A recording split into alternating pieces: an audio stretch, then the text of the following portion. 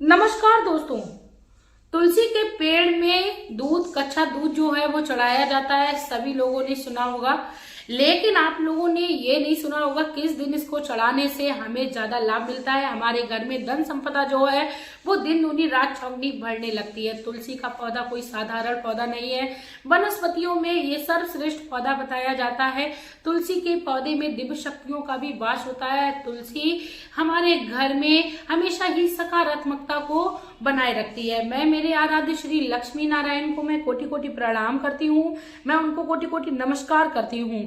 दोस्तों, तुलसी पे जल चढ़ाना तो मामूली बात है। हर कोई व्यक्ति अपने घर में तुलसी में जल चढ़ाकर पुण्यों को प्राप्त करता है। दोस्तों, जब हम तुलसी की सेवा करने लगते हैं, तुलसी की नियम पूर्वक पूजा करने लगते हैं, तो हमारे युगों युगों के पाप जो हैं वो नष्ट हो जाते हैं।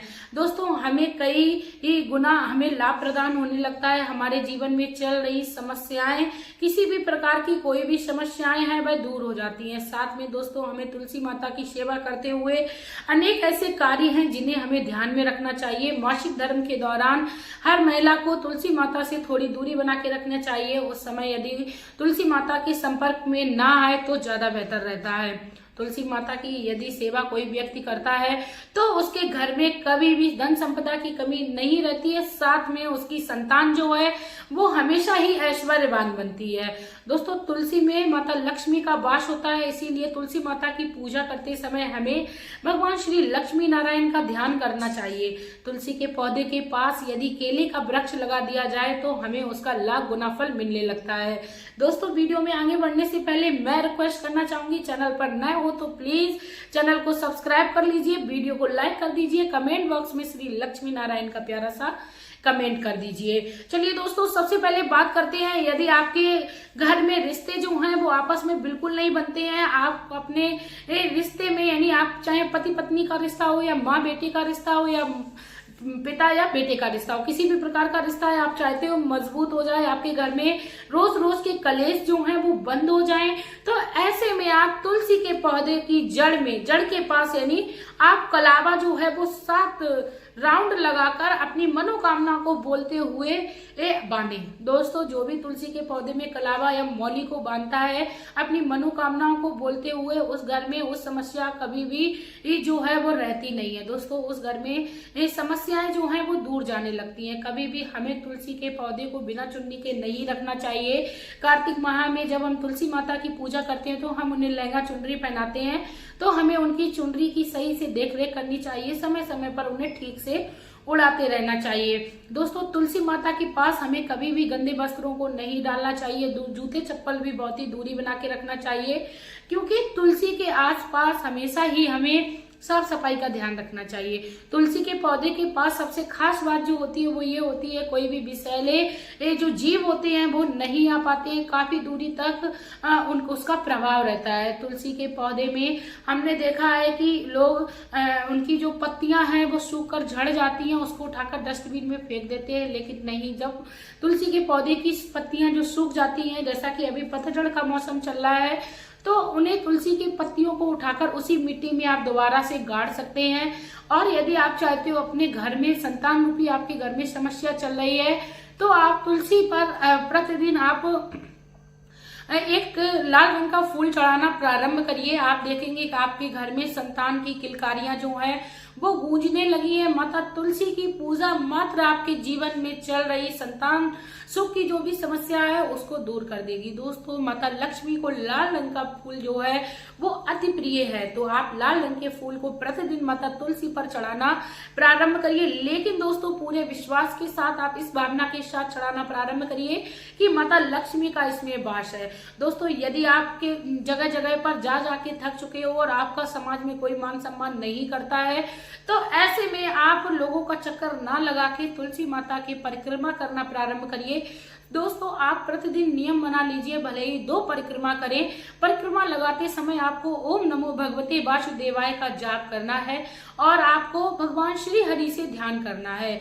आपको श्री शालिग्राम की प्रतिमा यदि आपके पास नहीं है तो आपको चिंता नहीं करनी है, आपको ओम नमो भगवते वासुदेवाय का वास करते रहना है और आपको परिक्रमा लगा लेना है। परिक्रमा आप जब बहुत ज्यादा संख्या में लगाते हो तो सम संख्या में नहीं लगाए जाते हैं, विषम संख्या में लगाए जाते हैं। जैसे 1, 3, 5, 7, 9, 11 इस तरीके से लगाए जाते हैं। यदि आप जोड़े के रूप में लगा रहे हो तब आप मतलब 2 परिक्रमा लगा सकते हो, यानी एक जोड़ा बना सकते हो। इसके बाद दोस्तों मैं आप लोगों को बता दूं कि तुलसी के पौधे के पास हमें कभी भी जूठे शक्कर, कभी भी बर्तनों को नहीं रखना चाहिए, क्योंकि कई लोगों के यहाँ तुलसी का जो पौधा होता है वो घर के आंगन में भी लगा होता है। तुलसी के पौधे के पास हमें विशेष प्रकार की सावधानियां जो हैं उनको बरतते रहना चाहिए। तुलसी के पौधे के पास यदि हम कांटेदार वृक्ष लगाते हैं तो इससे भी हमें कई गुना परेशानियों को सामना करना पड़ता है। तो तुलसी के पौधे के पास हमेशा ही हमें नर्म पत्ते वाले जो भी पौधे होते हैं उनको लगाना चाहिए, सुगंधित जो भी पौधे होते हैं उनको लगाना चाहिए, जिससे माता लक्ष्मी उस पौधे में हमेशा विराजमान रहे, माता तुलसी की कृपा हमारे पर बनी रहे।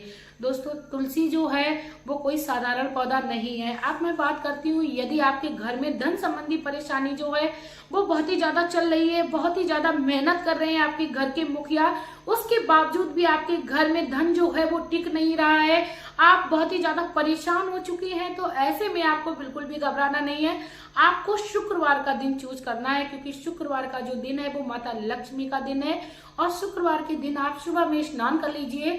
आप जिस भी विधि से भगवान की पूजा आराधना करते हैं उस विधि से पूजा आराधना कर लीजिए। उसके बाद आप तुलसी के पौधे में 1 लोटा जल को चढ़ाएं। आप तुलसी के पौधे में जल जो है वो हमेशा ही सही एक क्वांटिटी में या कह सकते हैं सही मात्रा में चढ़ाना चाहिए। ज्यादा जल चढ़ाना भी तुलसी के लिए कभी कभी घातक हो जाता है, कभी कभी हमारा तुलसी का पौधा जो है वो खराब भी हो जाता है ज्यादा जल चढ़ाने से। इसीलिए आप अपने घर में देख लीजिए आपके घर में कितना बड़ा तुलसी का पौधा है, आप उसी हिसाब से ही तुलसी के पौधे में जल चढ़ाएं। दोस्तों तुलसी के पौधे में आपको शुक्रवार के दिन मात्र 1 उंजली लेना है। दोस्तों बहुत सारा आपको कच्चा दूध नहीं लेना है।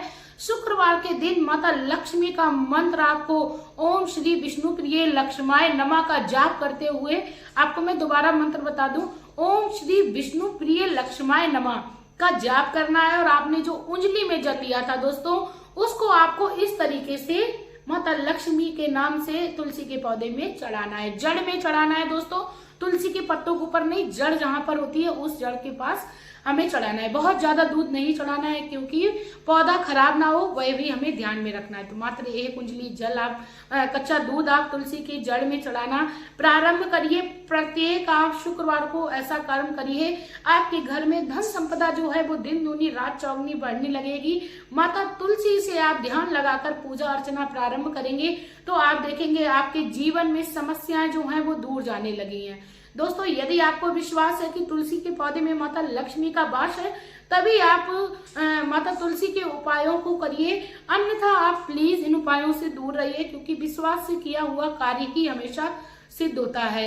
यदि आप चाहते हो आपके घर में लक्ष्मी नारायण हमेशा ही अपने चरण कमलों की छाप को बनाए रखें, तो जरूरी नहीं है आपको बड़े बड़े यज्ञ करने हैं, बड़े बड़े आपको जाप करने हैं, बड़े बड़े अनुष्ठान करने हैं।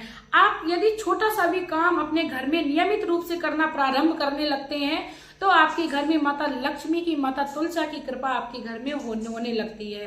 दोस्तों यदि आप लोगों को वीडियो अच्छी लगी हो, आपको लगा हो माता तुलसी का ये उपाय मात्र आपके जीवन में चल रही समस्याओं को दूर कर देगा, तभी आप लोग वीडियो को शेयर अवश्य करिएगा, क्योंकि माता तुलसी जिस प्रकार महकती है ठीक उसी प्रकार आपके घर में भी महक बनाए रखेंगी, आपके परिवार में रहने वाले व्यक्तियों के बीच में हमेशा ही प्रेम बनाए रखेंगी। दोस्तों इसी के साथ दोस्तों मैं आप लोगों से लेना चाहूंगी विदा। आपका प्यार और कीमती समय देने के लिए धन्यवाद।